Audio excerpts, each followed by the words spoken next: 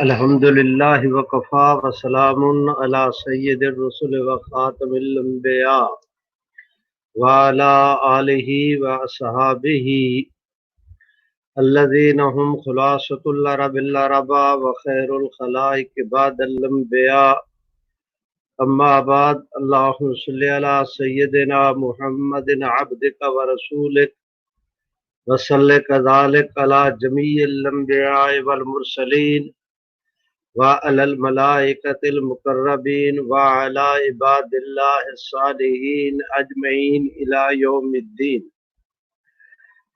گرامی قدر برادران اسلام، آج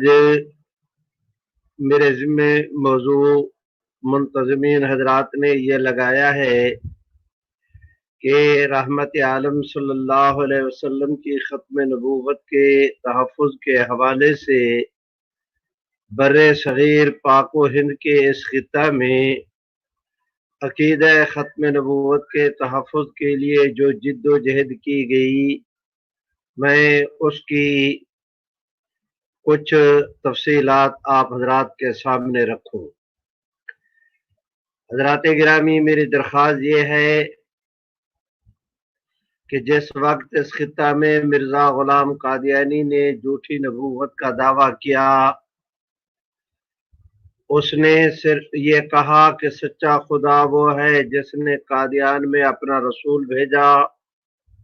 اس نے کہا کہ ہمارا دعویٰ یہ ہے کہ ہم نبی اور رسول ہیں۔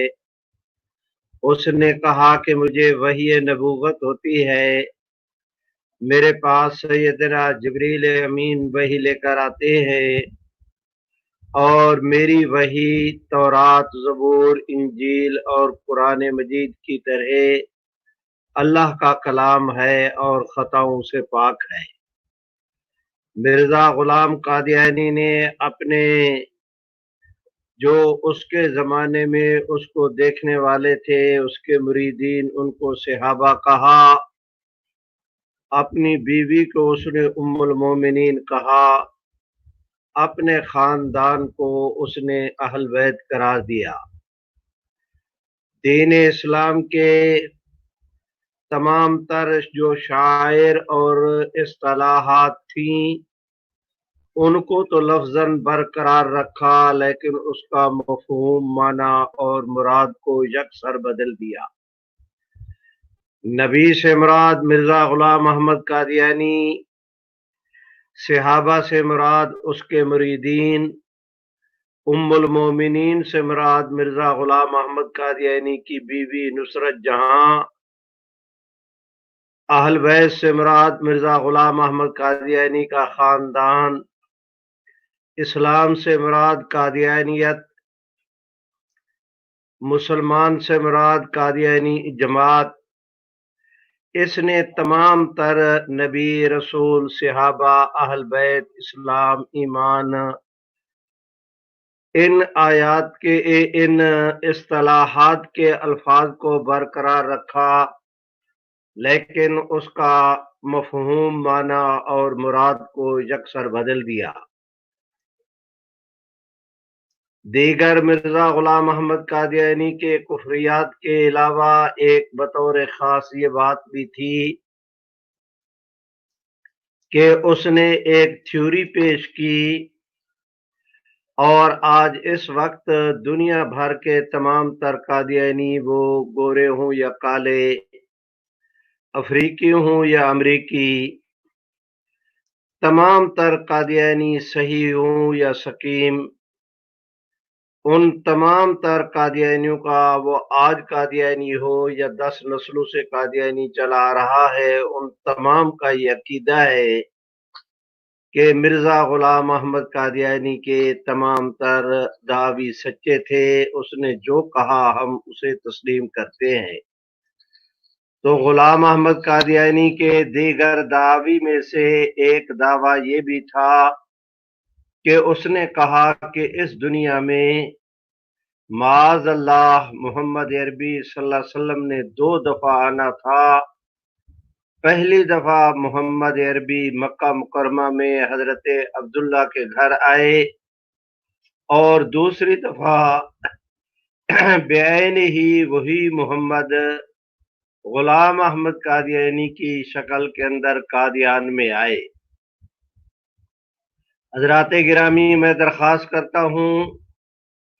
مرزا غلام احمد قادیانی نے رحمت عالم کی تشریف آوری کی 2 مواقع بیان کر کے اس میں کہا کہ میں محمد الرسول اللہ ہوں۔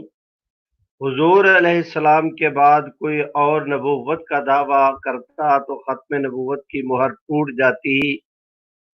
چونکہ میں خود ہی محمد الرسول اللہ ہوں تو محمد کی نبوت محمد کے بعد رہی، تو میرے دعوی نبوت کرنے سے ختم نبوت کی مہر بھی نہیں ٹوٹی۔ اس نے نیم پلیٹ حضور کی، ٹائٹل رحمت عالم کا، سٹیمپ آپ صلی اللہ علیہ وسلم کی، حضور علیہ السلام کے منصب پر بیٹھ کر وہ آپ کے نام کو بھی استعمال کرتا ہے، آپ کے منصب کو بھی استعمال کرتا ہے، اور اس کا موقف یہ ہے کہ مجھے بطور محمد الرسول اللہ کے مانا جائے۔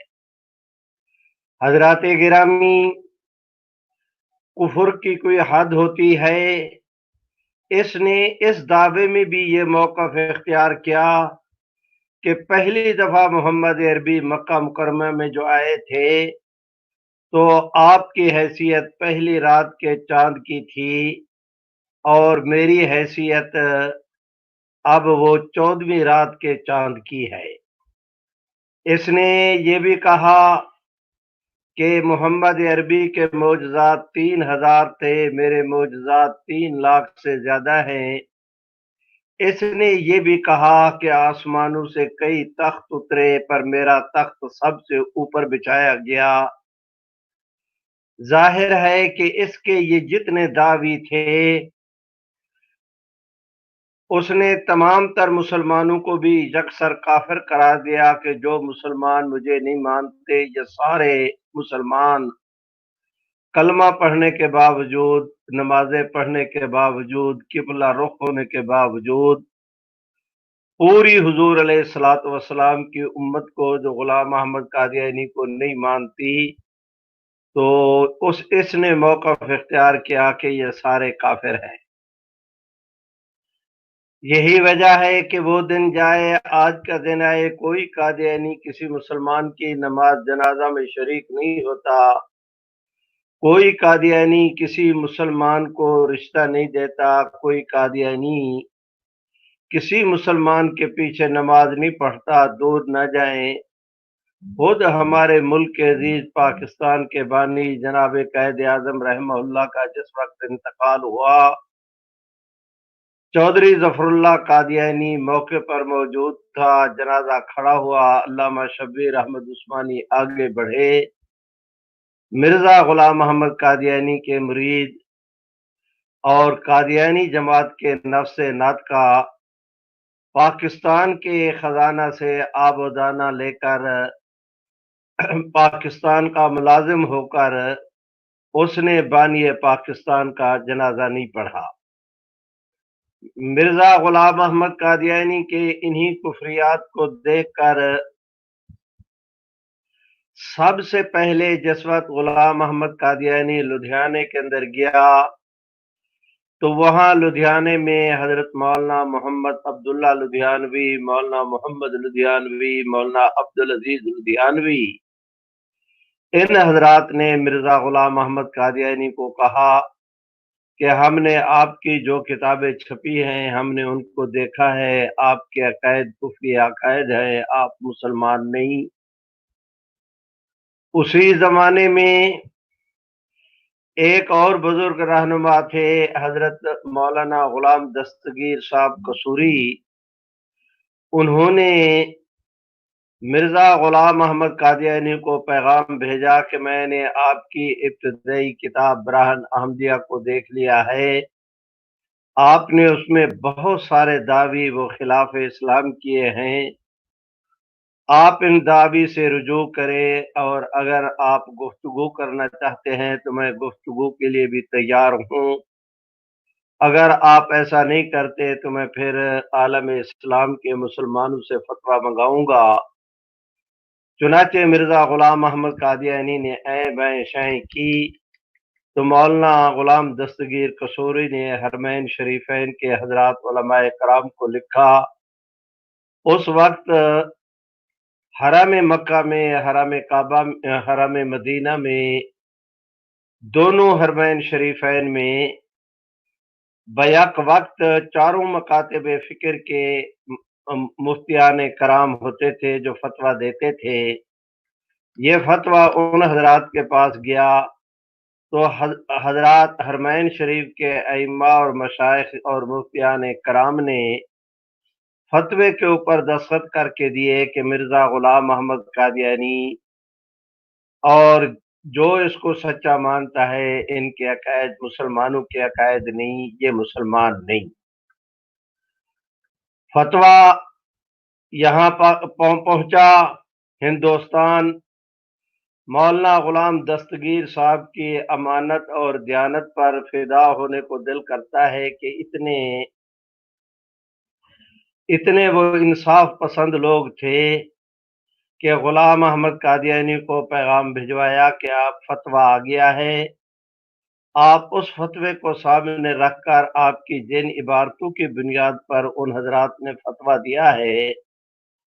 آپ اس سے توبہ کر لیں، اور اگر آپ توبہ نہیں کرتے گفتگو کر لیں۔ اگر گفتگو بھی نہیں کرتے تو پھر میرے پاس سوائے اس کے اور کوئی راستہ نہیں رہ جاتا کہ میں اس فتوے کو شائع کر دوں۔ حضرات گرامی، مرزا غلام احمد قادیانی سامنے آنے سے گریز اور فرار کے بہانے تلاش کرنے لگا۔ حضرت مولانا غلام دستگیر صاحب نے اس وقت وہاں کے قادیان کے قرب و جوار کے بٹالہ ہے، گرداسپور ہے، امرتسر وغیرہ، اس کے علاقے کے جو ذمہ حضرات تھے، مہاندرے لوگ، ان کے ساتھ تعارف پیدا کیا اور ان حضرات کو ساری صورتحال سمجھائی کہ غلام احمد قادیانی کے ان کفری عقائد کو سامنے رکھ کر میں نے فتویٰ منگوا لیا ہے۔ اب مجھے اس کے کسی کو جو ہے مطعون کرنا میرے مقاصد میں شامل نہیں، میں تو صرف تبلیغ کے نقطہ نظر سے یہ کام کر رہا ہوں۔ آج بھی غلام احمد قادیانی اگر توبہ کر لیتا ہے، اپنی غلطی تسلیم کر لیتا ہے تو میں اس فتوے کو روک دوں گا، اور اگر وہ گفتگو بھی نہیں کرتا، توبہ بھی نہیں کرتا، تو پھر میرے لیے سوائے اس کے اور کوئی چارہ کار نہیں ہوگا کہ میں اس فتوے کو چھاپ دوں۔ حضرات گرامی، غلام احمد قادیانی نے جس وقت ابتداً کتاب لکھی تھی براہین احمدیہ، ایک حادثہ یہ ہوا کہ مولانا محمد حسین صاحب بٹالوی نے اس کی کتاب پر ریویو لکھا اپنے رسالہ اشاعت و سنہ میں، اور غلام محمد قادیانی کی تعریفوں کے اور اس کے جتنے الٹے پلٹے الہامات تھے ان سب کی تعویل کر کے وہ اس کی مکمل تائید پر کھڑے ہو گئے۔ اب مولانا غلام دستگیر صاحب کے حضرات علماء کرام لدھیانہ کے وہاں لدھیانہ میں جد و جہد اور پہلا مارکا کہ انہوں نے غلام محمد قادیانی کے سامنے آ کر اس کے منہ پر کفر کا اعلان کیا، اس کے کافر ہونے کا اعلان کیا۔ حضرت مولانا غلام دستگیر صاحب کے فتوے کا آ جانا، ابھی یہ گفتگو چل رہی تھی، اس دوران میں غلام احمد کا اتنا عرصہ اس کے اوپر بیت گیا، یہ کئی سالوں کی میں بات عرض کر رہا ہوں بطور خلاصے کے، کہ اس دوران میں غلام احمد قادیانی نے ایک کتاب فتح الاسلام لکھی، ایک توضیح مرام اور ایک غلطی کا ازالہ۔ مولانا محمد حسین بٹالوی نے جس وقت وہ پڑھی، اللہ رب العزت ان کو جزائے خیر دے کہ وہ بھی معاملے کی تہ تک پہنچ گئے، اور وہ بالکل इन शराह सदर के साथ बड़ी बहादुरी और जुर्रत के साथ गुलाम कादियानी के मुकाबले में आकर खड़े हुए, और सिर्फ खड़े नहीं हुए, उन्होंने यहाँ इस खित्ते के हजरात उलमाए कराम के सामने गुलाम अहमद कादियानी की कुफरियात पर मुश्तमिल एक फतवा मुरतब किया, और उसका जवाब हजरत मौलाना नज़ीर हुसैन साहब देहलवी रहमहुल्लाह से लिखवाया। और उसके बाद फिर हजरात उलमाए कराम ने इस खित्ते में भी, मेरे ख्याल में वो आप हजरात उसकी ताबीर ये करें कि कराची से लेकर बम्बई तक, और बम्बई से लेकर दिल्ली तक, कलकत्ता से लेकर कोयटे तक, पूरा जितना ये खित्ता था, पूरी दीनी क़यादत के तमाम तर मकातिब फ़िक्र ने उसमें किसी एक की तख़सीस नहीं, उसमें उलमाए लुधियाना हूँ, उसके अंदर उलमा अमृतसर हूँ, मुल्तान के हूँ, मियाँ वाली के, रावलपिंडी के, पिशावर के, लुधियाना के हों या अमृतसर के, दिल्ली के हों या लखनऊ के, वो सहारनपुर के हों या देवबंद के, गंगोह के हजरात हों या पटियाला के, तो पूरी दीनी क़यादत ने, वो गजनवी हजरात हों या दूसरे, सभी हजरात ने उसके ऊपर दस्तखत किए। और मौलाना मोहम्मद हुसैन ने गुलाम कादियानी की हिमायत करके जिस तरह उसे सपोर्ट की थी, दयानतदारी की बात है, उसका उन्होंने मदावा भी किया और बड़ी जुर्रत के साथ किया। बस अल्लाह ताला ने उन्हें तलाफ़ी मआफ़ात का एक मौका दे दिया। मैं दरख्वास्त करता हूँ कि हमारे इस खित्ता में एक बुजुर्ग गुजरे हैं, उनका नाम है हजरत मौलाना फजलुर रहमान गंज मुरादाबादी। अपने ज़माने में वो सबसे बड़े तसव्वुफ़ के इमाम थे। ये हजरत मौलाना फजलुर रहमान गंज मुरादाबादी बराह रास्त शागिर्द हैं हजरत शाह अब्दुल अजीज मुहद्दिस देहलवी रहमतुल्लाह अलैह की। इन्होंने बड़ा लंबा ज़माना पाया। हजरत मौलाना अशरफ अली थानवी की इनके साथ मुलाकात भी है, उन्होंने बैत भी की थी और हदीस शरीफ की सनद भी ली। इसी तरह इस खित्ते में एक बड़ा नाम है हजरत मौलाना अहमद अली मुहद्दिस सहारनपुरी का। ये हजरत मौलाना अहमद अली मुहद्दिस सहारनपुरी हमारे हजरत मौलाना ख्वाजा कमरुद्दीन सियालवी, हजरत मौलाना सैयद पीर मेहर अली शाह साहब गोलड़वी रहमतुल्लाह अलैह, ये और हजरत मौलाना, ये जितने उस जमाने की हमारी बड़ी दीनी क़यादत थी, ये सारे हदीस शरीफ में शागिर्द हैं हजरत मौलाना अहमद अली मुहद्दिस सहारनपुरी रहमतुल्लाह अलैह की। उस जमाने में एक बड़ा नाम था इल्मुल कलाम के, उस जमाने के उन्हीं जो है वो बिला शिरकत गैरे उन्हीं इमाम करार दिया जा सकता है, और वो नाम है हजरत मौलाना रहमतुल्लाह किरानवी का। पढ़ी लिखी दुनिया जानती है कि उन्होंने किस तरह बरतानिया से आने वाले तसलीस के व्यापारी और तसलीस के मन्नाज जो थे, पादरी साहबान, फंडर पादरी है या दूसरे, उसका जिस तरह उन्होंने नात का बंद किया, और फिर सिर्फ पाकिस्तान या हिंदुस्तान नहीं, उन्होंने गरनाता तक, उन्होंने जो है वो अपना तुर्की तक, उन्होंने उनको इस तरह चारों शाने चित किया कि वो दुनिया जानती भी है और दुनिया मानती भी है। मेरा दरख्वास्त करने का मकसद ये कि हजरत मौलाना अहमद अली मुहद्दिस सहारनपुरी, हजरत मौलाना रहमतुल्लाह किरानवी, हजरत मौलाना पीर मेहर अली शाह साहब गोलड़वी, हजरत मौलाना नज़ीर हुसैन देहलवी, इस वो पहले में जिन हजरात का तज़किरा कर चुका, हजरात उलमाए लुधियाना, मौलाना गुलाम दस्तगीर कसूरी, इस सतह की उस वक्त पूरी दीनी क़यादत तकरीबन 600 से भी ज्यादा हजरात उलमाए कराम ने وہ متفقہ طور پر فتویٰ دیا کہ مرزا غلام محمد قادیانی اور اس کے ماننے والے مسلمان نہیں۔ حضرات گرامی، اس وقت تک میں نے یہ جو تفصیلات عرض کی، یہ بالکل اس خطے میں گویا کہ عقیدہ ختم نبوت کے تحفظ کی اس تحریک کی یہ پہلی آپ حضرات اسے سیڑھی، پہلی منزل، یا آپ حضرات اسے پہلا مرحلہ آپ حضرات جو ہے وہ اسے قرار دے سکتے ہیں۔ اس زمانے میں بہاولپور نہیں کہہ رہا، بھاگلپور، اس زمانے میں رنگون، اس زمانے میں الہ آباد، اس زمانے میں شاہ جہان پور، کئی مقامات پر قادیانیوں کے خلاف عدالتوں میں کیس بھی گئے۔ ان بڑے کیسوں میں سے ایک کیس وہ بہاولپور کا ہے، وہ بھی بڑا مشہور۔ ایک حضرت مولانا الہی بخش صاحب تھے، ضلع ڈیرہ غازی خان کا ایک گاؤں ہے، ایک قصبہ ہے کوٹلہ مغلاں، وہ وہاں کے رہنے والے تھے۔ اللہ نے کرم کیا، پڑھتے پڑھاتے وہ دیوبند جا پہنچے، وہاں سے دورہ حدیث شریف کرائے تو مہند میں انہوں نے، یہ مہند ریاست بہاولپور کا ایک بڑا قصبہ ہے، وہاں پر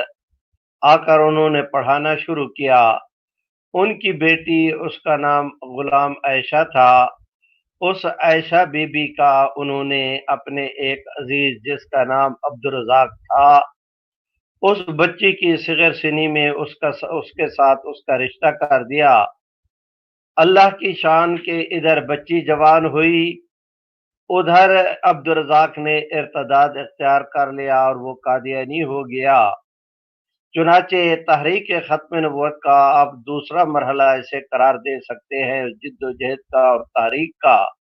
کہ قادیانیوں کے خلاف عدالت کے اندر کیس چلا گیا۔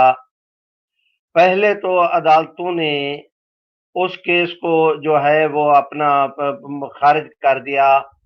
لیکن جس وقت اس کی اپیل گئی، اس وقت جو ریاست بہاولپور کے وزیر اعظم تھے ان کے پاس انہوں نے اپنی کابینہ کو بلایا۔ اس وقت ہماری دینی قیادت میں ایک بڑا نام تھا، حضرت مولانا غلام محمد صاحب گھوٹوی رحمت اللہ علیہ کا۔ اپنے زمانے کے وہ حضرت مولانا پیر مہر علی شاہ صاحب کے متوسلین میں سے تھے، بہت ہی فاضل، اور حق تعالی شانہ نے علم کے ساتھ انہیں وجاہت بھی دی تھی۔ چنانچہ وہ اس جو ہے وہ بہاولپور کے اس وقت یہ جو جامعہ آج کل جو اسلامیہ یونیورسٹی ہے، اس کا پہلا نام جامعہ عباسیہ تھا، وہ اس کے چانسلر تھے۔ تو حضرت مولانا وہ اس کے شیخ الجامعہ تھے، حضرت مولانا غلام محمد صاحب گھوٹوی، انہوں نے اپیل دائر کرائی اور اس اپیل کی پیروی کے لیے وہ کابینہ کے سامنے پیش ہوئے۔ کابینہ کی اس وقت آپ حضرات سمجھ لیں کہ ریاست بہاولپور میں گویا کہ اسے سپریم کونسل کا ایک درجہ حاصل تھا۔ مولانا نے ان کو بتایا کہ پہلے جتنے فیصلے ہوئے ہیں یا ابھی جو درخواست مسترد ہوئی ہے، یہ جج غیر مسلم تھے، اور جتنے پہلے فیصلوں کو نظیر بنایا گیا کہ فلاں نے یہ فیصلہ دیا لہذا اس کی بنیاد پر اس کیس کو ختم کیا جائے، وہ تو غیر مسلم عدالتوں کے تھے۔ بہاولپور کی ریاست مسلمان ریاست ہے، اس کا جج مسلمان ہے، تو ایک مسلمان جج کے سامنے یہ کیس آنا چاہیے، غلام قادیانی کی کتابوں، اس کے عقائد کو وہ دیکھ کر فیصلہ کرے کہ قادیانی مسلمان ہے یا غیر مسلم۔ چنانچہ وہ حضرات اس کے قائل ہو گئے۔ سپریم کونسل نے وہ بہاولپور کی گویا کہ کیا کہتے ہیں اس کو،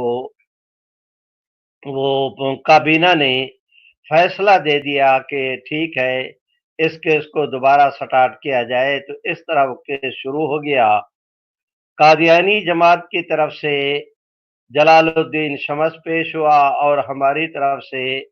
حضرت مولانا غلام محمد صاحب گھوٹوی اور حضرت مولانا محمد صادق صاحب۔ ایک حضرت مولانا غلام محمد صاحب گھوٹوی رحمہ اللہ کا بیان ہوا۔ اس دوران میں عدالت نے دونوں فریقوں کو کہہ دیا کہ آپ حضرات اپنے اپنے طور پر ہندوستان کی چوٹی کی قیادت کو بلوائے، وہ حضرات آئے، پوری امت کا موقف کھل کر سامنے آنا چاہیے۔ قرآن اور سنت کی روشنی میں نے فیصلہ دینا ہے، کسی قسم کا کوئی ابہام اور اشکال باقی نہ رہے۔ چنانچہ حضرت مولانا غلام محمد صاحب گھوٹوی کا خط لے کر حضرت مولانا محمد صادق صاحب دارالعلوم دیوبند گئے۔ حضرت مولانا سید محمد انور شاہ صاحب کشمیری، حضرت مولانا مرتضی حسن چاند پوری، حضرت مولانا ابو الوفا شاہ جہان پوری، حضرت مولانا محمد حسین کولو تارڑ پوری، اور حضرت مولانا نجم الدین صاحب پروفیسر اورنٹیل کالج، اور حضرت مولانا ابو الوفا شاہ جہان پوری، ہمارے مخدوم حضرت مولانا مفتی محمد شفیع صاحب عثمانی دیوبندی، یہ حضرات اس کے، اور دوسرے، اب مجھے سارے حضرات کے نام مجھے اس وقت مستحضر نہیں،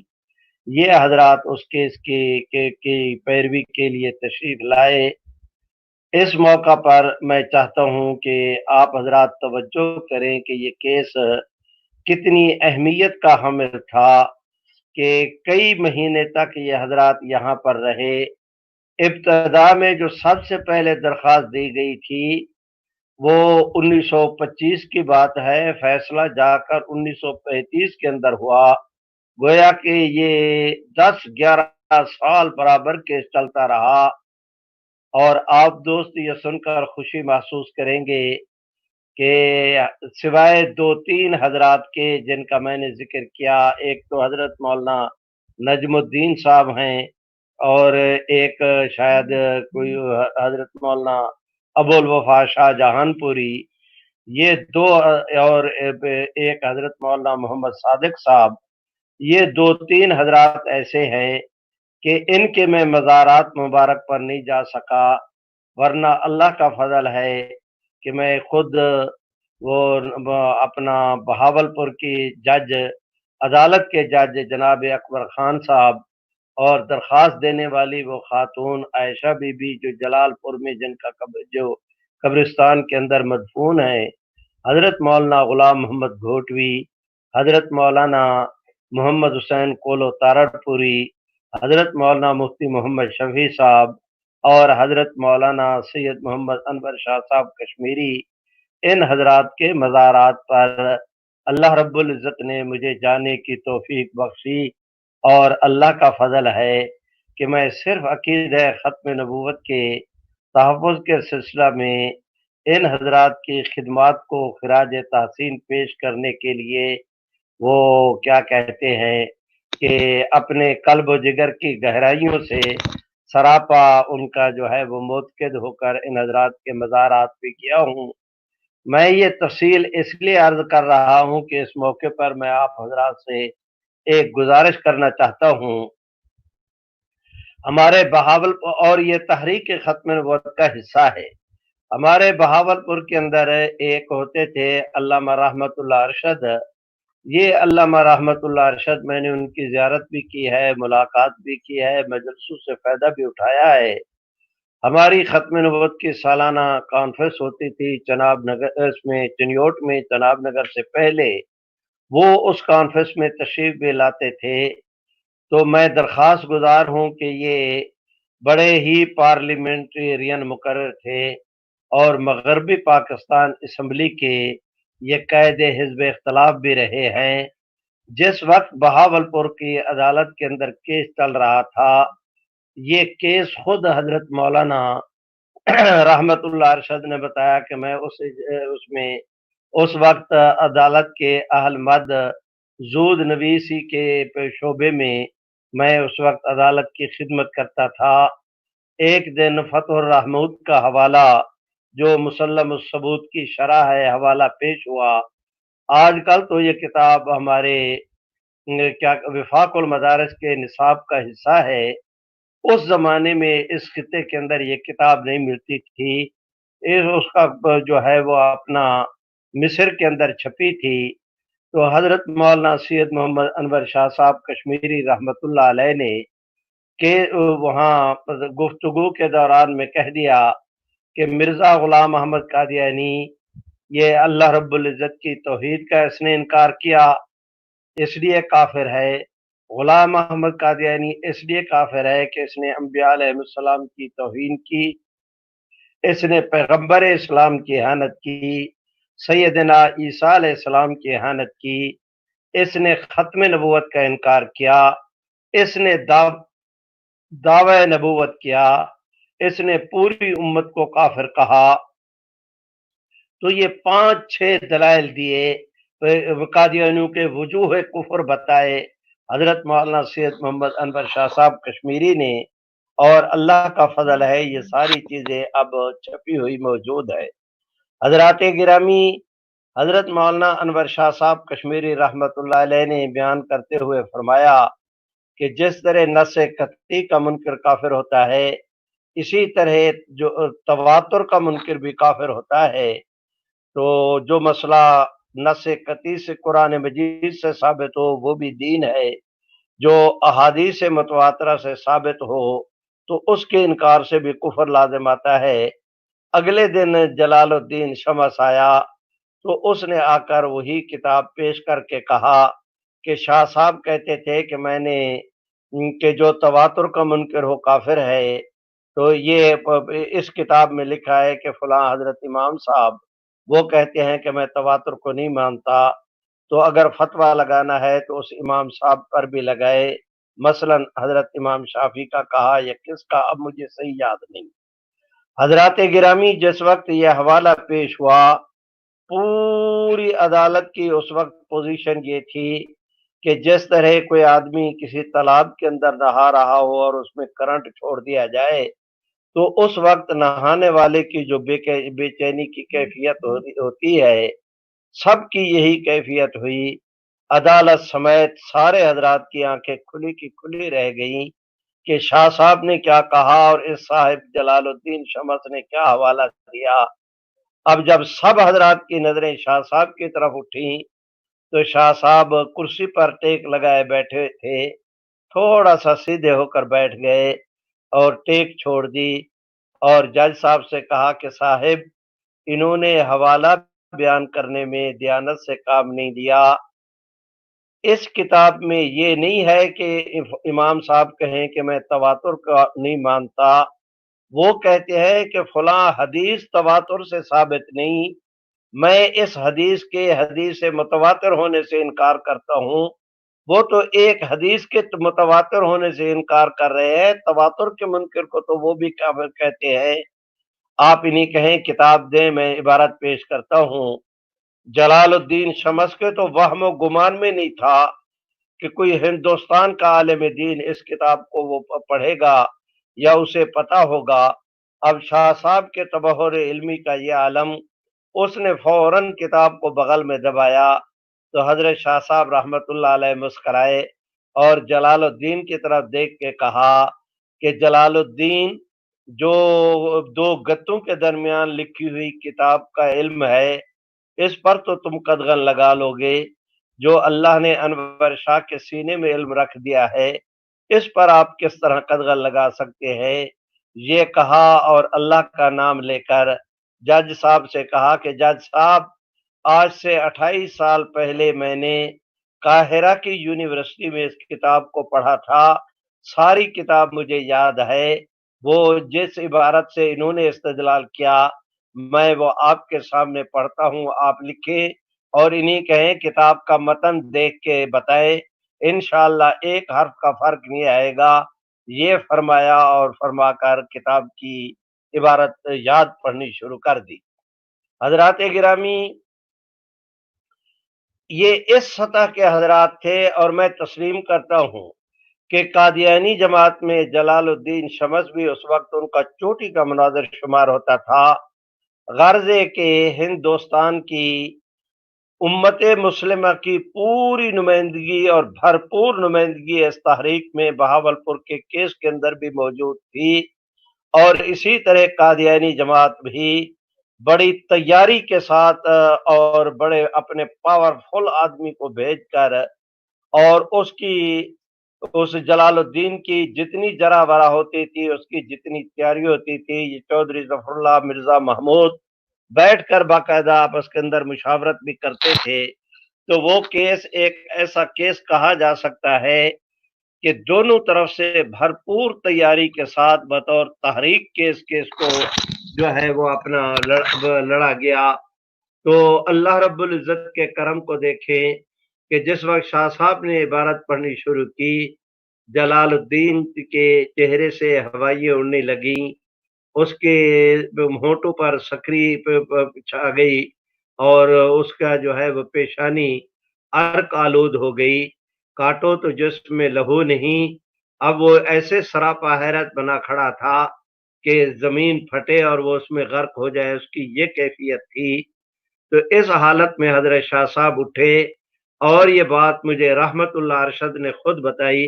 कि मैं उस वक़्त अदालत में मौजूद था। शाह साहब उठे और जाकर जलालुद्दीन शमस की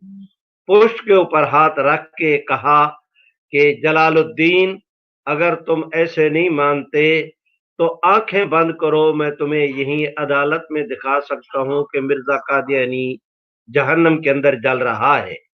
हजरत गिरामी जलालुद्दीन ने तो दौड़ लगा दी। मेरा और एक हमारे होते थे हजरत मौलाना वो अपना जो है अब्दुल हन्नान साहब, वो रावलपिंडी के, वो भी हजरत मौलाना अनवर शाह साहब कश्मीरी के शागिर्द थे। हजरत शाह साहब अदालत से फारिग होकर तो वो अपना मुंशी सिराजुद्दीन साहब थे, उनके मकान पर तशरीफ ले जाते थे। तो जोहर की नमाज पढ़ी, लेट गए। असर के बाद फिर सारे हजरात उलमाए कराम कुर्ब जवार के आ जाते,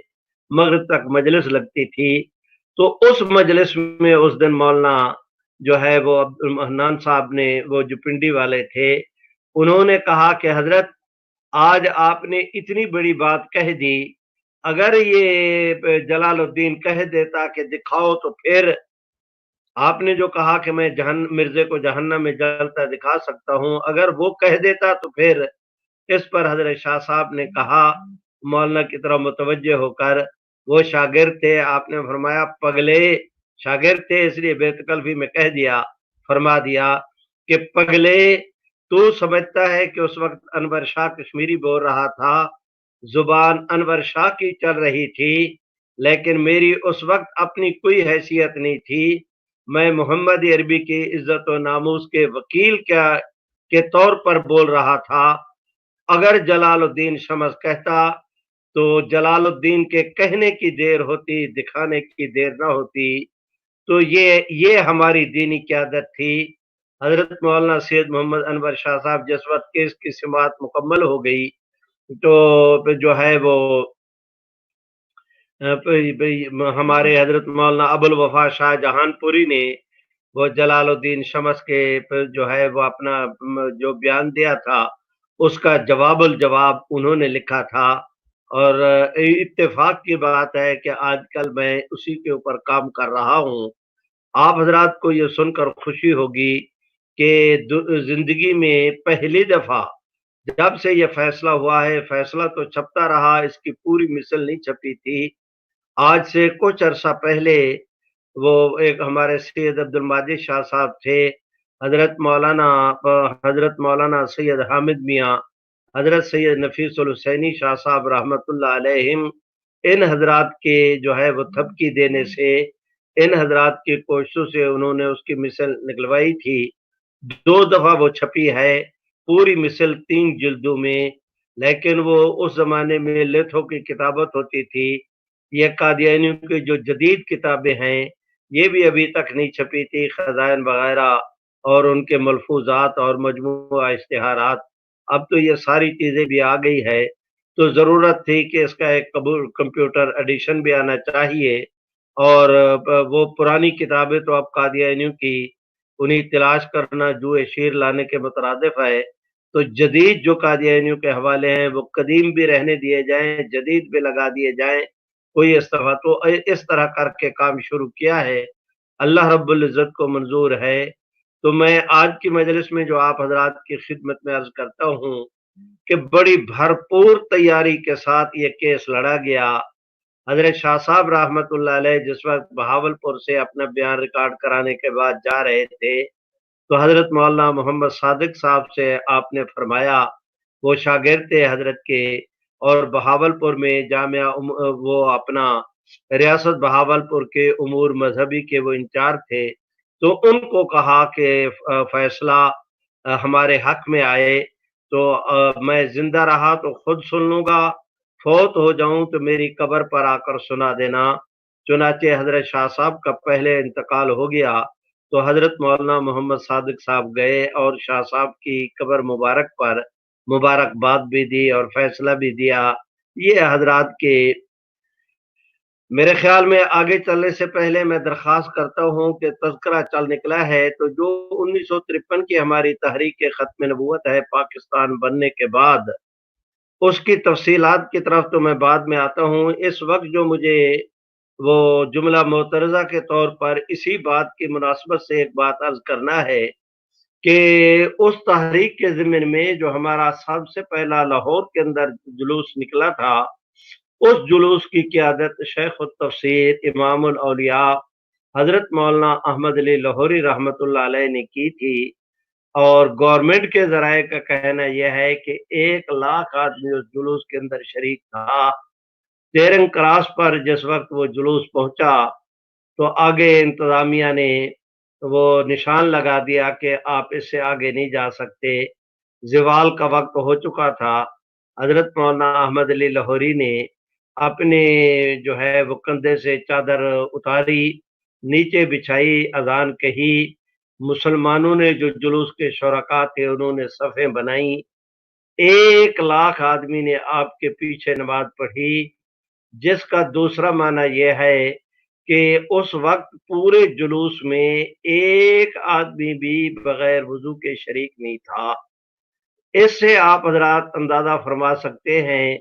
कि उम्मत ने रहमत आलम सल्लल्लाहु अलैहि वसल्लम की खत्म नबूवत के तहफ़्फ़ुज़ के हवाले से किस तरह जो है वो अपना इश्क व मस्ती के साथ और बिल्कुल हुजूर अलैहिस्सलाम के इश्क में गरकाब होकर, डूब कर उन्होंने इस काम को तहरीक के तौर पे नहीं, इबादत के तौर पर ऐसे सरअंजाम दिया कि उससे आप हजरात अंदाजा फरमा सकते हैं। पूरे जुलूस में किसी के पास चाकू नहीं था, पिस्तौल नहीं था, रोड़ा नहीं था, कोई लड़ाई नहीं, कोई झगड़ा नहीं। इस वो इखलास के साथ उन्होंने तहरीक का आगाज़ किया था। तो मैं दरख्वास्त करता हूँ कि आगे चलकर हमारे पाकिस्तान में जो कादियानियों को गैर मुस्लिम अक़लियत करार दिया गया, उसके अंदर जिन अवामिल ने काम किया, उन अवामिल में ये बहावलपुर का मुकदमा भी इसका एक हिस्सा है। अगली बात एक और अर्ज़ किए देता हूँ कि खुद मैंने हज़रत मौलाना ख्वाजा खान मोहम्मद साहब से सुना। हज़रत मौलाना ख्वाजा खान मोहम्मद साहब फरमाते थे कि मैंने ये बात हज़रत मौलाना मोहम्मद अली साहब जलंधरी रहमतुल्लाह अलैह से सुनी। हज़रत ख्वाजा साहब फरमाते थे कि हज़रत मौलाना मोहम्मद अली साहब जलंधरी ने फरमाया कि जिन दिनों बहावलपुर की अदालत में कादियानियों का केस चल रहा था, गर्मी के मौसम में जो है वो अपना मलका एक इजलास बुलाया करती थी, तो यहाँ पूरे हिंदुस्तान के जितने नवाब और रोसात थे रियासतों के, ये वहाँ बरतानवी दारुल अवाम में इकट्ठे होते थे। वायसराय हिंद भी वहाँ पर जाता था, तो वहाँ पर इन हज़रात की मजलिसें लगती थीं। ये गए, तो उस वक़्त जो है वो खिज़र हयात टवाना के वालिद जनाब उमर हयात साहब ने नवाब बहावलपुर उनसे मिले और उन्होंने कहा खिज़र हयात साहब इसको उमर हयात साहब को, टवाना साहब को कि जनाब वो मेरी अदालत में, मेरी रियासत में कादियानियों से मुतल्लिक एक केस पेश है। इस वक़्त मुझे यहाँ की गवर्नमेंट का दबाव ये है कि वो ये चाहते हैं कि कादियानी हमारा सेट हैं, आप इनका ख़्याल रखें। तो वो मेरे ऊपर दबाव है। अब मुझे क्या करना चाहिए? तो आगे से जो है वो टवाना साहब ने नवाब बहावलपुर को कहा कि नवाब साहब, इन्होंने हमसे अंग्रेज़ ने हमसे रियासतें ले ली, انگریز نے ہماری فوجوں پر قبضہ کر لیا، ہمارے اسلحہ پر انہوں نے قبضہ کیا، ہماری معیشت پر قبضہ کیا، ہمارے سونا چاندی خزانے تک یہ لوٹ کر لے گئے، کوئی ایک چیز ہمارے پاس رہنے نہیں دی، لے دے کے ہم اب نام کے نواب رہ گئے ہیں، انہوں نے ہمارے پاس چھوڑا کیا ہے، ہمیں کنگال کر دیا۔ صرف حضور سرور کائنات صلی اللہ علیہ وسلم کی ذات اقدس وہ امت کا سہارا ہے، یہ آخری سہارا بھی اگر ہم سے چھیننا چاہتے ہیں تو یہ وہ وقت ہے کہ آپ کو بڑی جرت کے ساتھ ان کو واضح کر دینا چاہیے کہ حضور علیہ الصلوۃ والسلام کی عزت پر، آپ کے ناموس پر، عقیدہ ختم نبوت کے تحفظ پر میں کوئی سمجھوتا کرنے کے لیے تیار نہیں۔ میری عدالت آزاد ہے اور وہ آزادانہ طور پر فیصلہ دے گی۔ آگے اس کی تفصیلات ہیں کہ بھئی یہ جو ہے وہ نواب صاحب اس کو جج کو بھی پیغام بھیجتے تھے کہ جج صاحب اس طرح آزادانہ منصفانہ فیصلہ کرنا کہ کل قیامت کے دن میں محمد عربی صلی اللہ علیہ وسلم کے سامنے شرمسار نہ ہوں کہ آپ کی ریاست میں غلط فیصلہ ہوا تھا، آپ خالصتاً سونے کی تول تول کر یہ فیصلہ کریں۔ 11 سال تک یہ کیس چلتا رہا، پھر اللہ رب العزت نے کرم کا معاملہ کیا کہ یہ فیصلہ امت کے حق میں ہوا، اور نواب صاحب کو کریڈٹ جاتا ہے کہ پھر وہ مدینہ طیبہ تشریف لے گئے، حج کے لیے گئے مکہ مکرمہ مدینہ طیبہ، اور وہ اکیلے نہیں گئے، حضرت مولانا غلام محمد صاحب گھوٹوی رحمت اللہ علیہ کو بھی ساتھ لے کر گئے تھے، اور وہ گویا کہ رحمت عالم صلی اللہ علیہ وسلم کے حضور پیش ہو کر وہ گنبد خضرا پر اپنی ریاست کی رپورٹ دینا چاہتے تھے کہ ہمارا آپ کی ختم نبوت کے حوالے سے اس طرح فیصلہ ہوا ہے۔ اس کی تفصیلات ہیں، میں ان تفصیلات میں نہیں جاتا۔ حضرات گرامی، بر صغیر میں جس وقت یہاں پر انگریز تھا، انگریز کی تمام تر معاونت کے باوجود، انگریز کی تمام تر سرپرستی کے باوجود، امت مسلمہ نے جس طرح بہادری اور جرت کے ساتھ کام کیا، حضرت مولانا ثناء اللہ امرتسری ہوں، حضرت مولانا مرتضی حسن چاند پوری ہوں، حضرت مولانا مفتی کفایت اللہ، یہ سارے حضرات نے اپنے اپنے دور کے اندر کام کیا، بڑی بہادری کے ساتھ کیا۔ حضرت مولانا محمد حسین صاحب بٹالوی ہوں، اور بھی وہ ایک ہمارے تھے اپنا حضرت مولانا صدقوہی صاحب، نواب الدین صدقوہی، تو یہ حضرات نے بڑی جرت کے ساتھ کام کیا۔ اگر میں ان میں سے ایک ایک کا نام لینا شروع کروں تو میرے خیال میں میرے لیے ممکن نہیں ہوگا، جو حضرات رہ جائیں۔ علامہ اقبال نے اس زمانے میں جو کام کیا، لیکن کریڈٹ جاتا ہے اس بات کا حضرت مولانا سید عطا اللہ شاہ صاحب بخاری رحمت اللہ علیہ اور ان کے گرامی قدر رفقا اور ان کی جماعت مجلس احرار اسلام کل ہند کو، کہ ان حضرات نے یہ حضرت مولانا سید محمد انور شاہ صاحب کشمیری اپنے شیخ حضرت مولانا شاہ عبد القادر رائے پوری رحمت اللہ علیہ کی مشاورت کے ساتھ یہ طے کیا کہ فرد کا مقابلہ فرد کرتے ہیں، جماعت کا مقابلہ افراد نہیں کر سکتے، جماعت کا مقابلہ جماعت کو کرنا چاہیے۔ تو حضرت مولانا سید عطا اللہ شاہ صاحب بخاری رحمت اللہ علیہ کی قیادت میں امت نے اعلان کیا اکتوبر میں، غالباً 23-24 اکتوبر 1935 کو، وہ ایک جو ہے رحمت عالم صلی اللہ علیہ وسلم کی ختم نبوت کے حوالے سے آل انڈیا جو ہے وہ تبلیغ کانفرنس قادیان کے اندر منعقد کی گئی، اور اس کانفرنس میں یہ ہمارے مولانا ظفر علی خان صاحب اور حضرت مولانا قاری محمد طیب، حضرت مدنی، پتہ نہیں کون کون بندگان خدا، اتنی بھرپور قیادت نے اس کے اندر شرکت کی۔ اس کی تفصیلات ہیں، ان میں ایک یہ کہ حضرت شاہ صاحب رحمت اللہ علیہ نے وہاں پر ایک مارکۃ الآراء خطاب کیا۔ اس خطاب کی اس میں جو ہے وہ اپنا پاداش میں حضرت شاہ صاحب پر کیس چلا، اور پھر وہ کیس جو ہے جی ڈی کھوسلا نے آگے چل کر اس کا آخری فیصلہ کیا، اور وہ ہماری ختم نبوت کی برے صغیر میں جد و جہد کے حوالے سے اس فیصلے کو بھی بڑی ایک اہمیت حاصل ہے کہ اس نے قادیانیت کی پوری رونق کو لیر لیر کر کے رکھ دیا۔ اس نے ان کو ایسا عالم نشرہ کیا، انہوں نے اس طرح قادیانیت کی دھجیاں بکھیری کہ غلام محمد قادیانی کی ہڈیاں بھی اپنی قبر کے اندر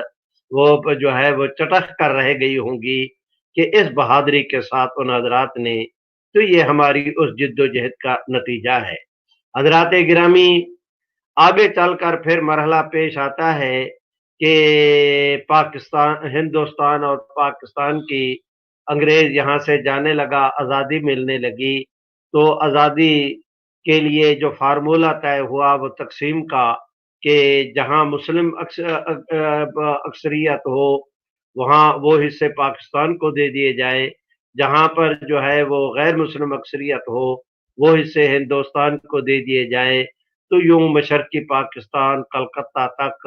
اور یہ ہمارا پنجاب اور پنجاب کے دو حصے ہونا اور فلاں اور کشمیر کا قضیہ پیش ہونا، اور اس زمانے میں مسٹر جسٹس منیر اس جو ہے وہ اپنا باؤنڈری کمیشن کے وہ ممبر تھے، انہوں نے خود لکھا تھا کہ قادیانیوں نے اس میں ایک ایسا موقف اختیار کیا کہ علیحدہ درخواست دے دی، اور جو مسلم لیگ کا وقت تھا، چودھری ظفر اللہ وہ مسلم لیگ کا کیس لڑ رہا تھا، اس نے اپنا وقت قادیانی جماعت کے وکیل کو دے دیا۔ قادیانیوں نے موقف یہ اختیار کیا کہ ہمیں جو ہے ان کا مقصد یہ تھا کہ کسی طرح قادیان کو ویٹیکن سٹی کی طرف پر ایک آزاد شہر قرار دے دیا جائے، اور یہ جو آج کل کرتارپور اور پتہ نہیں کیا کیا قضیے چل رہے ہیں، اس زمانے میں ان کا خیال یہ تھا، لیکن نقصان اس کا یہ ہوا کہ وہ گرداسپور کا ضلع ہم سے کٹ گیا، اور وہ واحد راستہ ہے اس خطے سے، پنجاب کے علاقے سے کشمیر کو جانے، مقبوضہ کشمیر کو جانے کے لیے، جو بڑی آزادی کے ساتھ جو ہے وہ اپنا اس طرح پلیٹ میں رکھ کر باؤنڈری کے کمیشن کے جو ممبران تھے، انگریز کے کہنے پر انہوں نے وہ حصہ وہ جو ہے وہ انگریز اس کو انڈیا کو دے دیا، جہاں سے ہمارا کشمیر کا مسئلہ حل ہوا۔ آگے چل کر کشمیر کا مسئلہ قضیہ کھڑا ہو گیا اور پاکستان کے لیے مشکلات کا پہاڑ کھڑا کر دیا گیا۔ اس کی تفصیلات ہیں، میں ان تفصیلات میں نہیں جاتا۔ اللہ تعالیٰ نے کرم کا معاملہ کیا کہ اس خطے میں کم از کم اسلام کی تاریخ میں یہ پہلا ملک ہے کہ یہ اسلام کے نام پر یہاں پر قائم ہوا۔ باقی ممالک موجود تھے، اسلام وہاں پر بعد میں گیا۔ یہ پاکستان ایک ایسا ملک ہے کہ اس خطے کو یہ ملک اسلام ہی کے نام پر بنا، باقی جتنے ملک ہیں ان میں کوئی ملک اسلام کے نام پر نہیں بنا۔ یہ واحد ملک ہے پاکستان کا جو اسلام کے نام پر بنا۔ میں آپ حضرات سے درخواست کرتا ہوں کہ جب اس کی پہلی کابینہ تشکیل دی گئی تو اس کابینہ میں چودھری ظفر اللہ کو ہمارے پاکستان کا وزیر خارجہ بنا دیا گیا۔ اس چودھری ظفر اللہ نے اپنی وزارت کے کندھوں پر تنخواہ لیتا تھا پاکستان کے خزانے سے، آب و دانہ چگتا تھا وہ پاکستان کے خزانہ سے، اور اس نے اپنے اس اقتدار کے جو ہے وہ کندھوں پر قادیانیت کے تابوت اور اس کی لاش کو غلام قادیانی کی جو ہے وہ اپنا منحوس جھوٹی نبوت کو لے کر یہ ملک کو پھرا۔ ہمارے پاکستان میں جو صحافت کے ہمارے چوٹی کے اخبارات ہیں ان میں ایک روزنامہ نوائے وقت بھی ہے۔ نوائے وقت کے بانی جناب نظامی صاحب گئے تھے، باہر یورپ کا دورہ کر کے واپس آئے تو ایئرپورٹ پر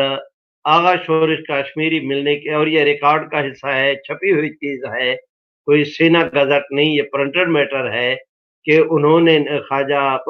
نے نظامی صاحب نے آغا شورش کشمیری مرحوم کو کہا کہ میں باہر دیکھ کر آیا ہوں کہ باہر ہمارے جتنے سفارت خانے ہیں چودھری ظفر اللہ نے ان کو قادیانیت کی تبلیغ کا اڈا بنا دیا ہے،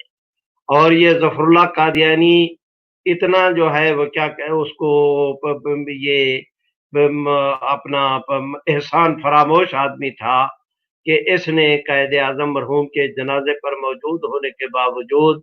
ان کی کیبنٹ کا ممبر ہونے کے باوجود ان کے جنازے کے اندر شریک نہیں ہوا۔ اور جب اس سے پوچھا گیا تو اس کے جواب کا خلاصہ یہ تھا کہ ظفر اللہ یہ جو ہے قائد اعظم میرے نزدیک مسلمان نہیں تھا تو میں اس کا جنازہ کیوں کر پڑتا۔ یہ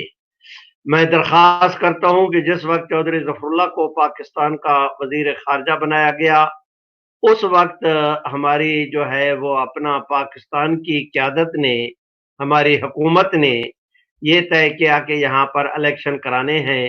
بنیادی جمہوریت کے نام پر انہوں نے وہ اس وقت جو ہے وہ اپنا ایک نقشہ تیار کیا اور اس میں کہا کہ ہم یہاں پر جو ہے وہ جداگانہ طرز انتخاب کی بنیاد پر الیکشن کرائیں گے، اس میں کہ فلاں کے لیے اتنی سیٹیں، فلاں کے لیے اتنی سیٹیں۔ تو قادیانیوں کے لیے کسی سیٹ کا اعلان نہ کیا گیا، جس کا دوسرا معنی یہ تھا کہ ان کو مسلمانوں میں شامل کر لیا گیا۔ تو ہماری اس وقت کی جو دینی قیادت تھی، اس قیادت کا ماتھا ٹھنکا کہ یہ تو پاکستان میں چودھری ظفر اللہ کو وزیر خارجہ بنایا ہے، یہ قادیانیت کو ساری دنیا کے اندر ایک اسلامی ریاست کے جو ہے وہ اپنا سائے کے نیچے قادیانیت کو پروان چڑھا رہا ہے۔ ملک کے اندر الیکشن ہو رہے ہیں اور قادیانیوں کو مسلمانوں کی جماعت کے اندر شامل کیا جا رہا ہے، تو یہ حالات ٹھیک نہیں۔ تو اس کو سامنے رکھ کر اس وقت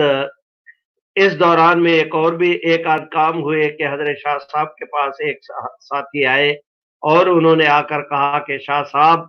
آپ جو ہے ہندوستان میں قادیانیوں کے خلاف کام کرتے تھے،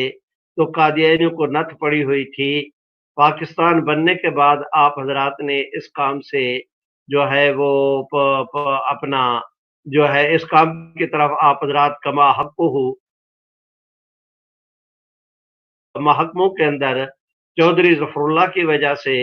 قادیانی اتنے بے لگام ہو رہے ہیں کہ وہ اپنے پٹھے پر کسی کو ہاتھ نہیں دھرنے دیتے، وہ ہوا کے گھوڑے کے اوپر سوار ہے، کسی کی بات سننے کے لیے تیار نہیں۔ تو ان حالات اور واقعات کو دیکھ کر حضرت مولانا سید اللہ شاہ صاحب بخاری نے حضرت مولانا محمد علی صاحب جلندری، حضرت مولانا غلام غوث ہزاروی، ان دو حضرات کو بھیجا کہ آپ جا کر حضرت مولانا ابو الحسنات قادری رحمت اللہ علیہ لاہور کے اندر وہ جو ہے اپنا اس وقت یہ حزب الانصار کے سربراہ تھے، حزب الاحناف کے، کہ آپ ان کے پاس جائیں اور جا کر میرا سلام دیں کہ وہ جو ہے ہماری تحریک کی قیادت کریں۔ اگر قادیانیوں کو اس طرح کھلا چھوڑ دیا گیا تو اس کا نقصان یہ ہوگا کہ قادیانی یہاں پاکستان میں ایسے طور پر چھا جائیں گے کہ کہ پاکستان کا تشخص بھی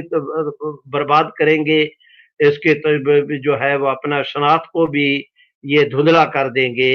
اور یہ کہ قادیانیت یہاں پر پاکستان میں وہ اتنی آزاد ہو جائے گی کہ اسے سنبھالنا مشکل ہو جائے گا۔ یہ حضرات گئے، حضرت مولانا ابو الحسنات نے پھر تائید کی، اس کی تفصیلات ہیں آگے چل کر۔ پھر حضرت مولانا پیر مہر علی شاہ صاحب گولڑوی رحمت اللہ علیہ کے صاحبزادہ، ان کو بلایا گیا، انہوں نے یہاں اس خطے کے سارے مشائخ کو اکٹھا کیا اور جو ہے وہ برکت علی حال لاہور کے اندر پھر اجلاس طلب کیا گیا، ایک کنونشن منعقد ہوا علماء اور مشائخ کا۔ پھر آگے 1953 کی تحریک ختم نبوت چلی، اللہ رب العزت کو منظور ہے تو تقریباً جتنا مشکل حصہ تھا اس تحریک کے حوالے سے انتہائی مشکل، وہ میں نے اس کا خلاصہ عرض کر دیا۔ اب کل انشاءاللہ العزیز تحریکوں کے حوالے سے وہ اس بات کو آگے لے کر چلیں گے، تحریکوں کی جو بنیاد تھی اور جو اس کا باعث تھا، جو اس کی بیس تھی، وہ ساری میں نے آپ حضرات کے سامنے عرض کر دی۔ اللہ کو منظور ہے تو کل یہاں سے انشاءاللہ العزیز گفتگو کو آگے چلائیں گے۔ اسی پر اتفاق کرتا ہوں۔ اقول قولی ھذا استغفر اللہ لی ولکم ولسائر المسلمین۔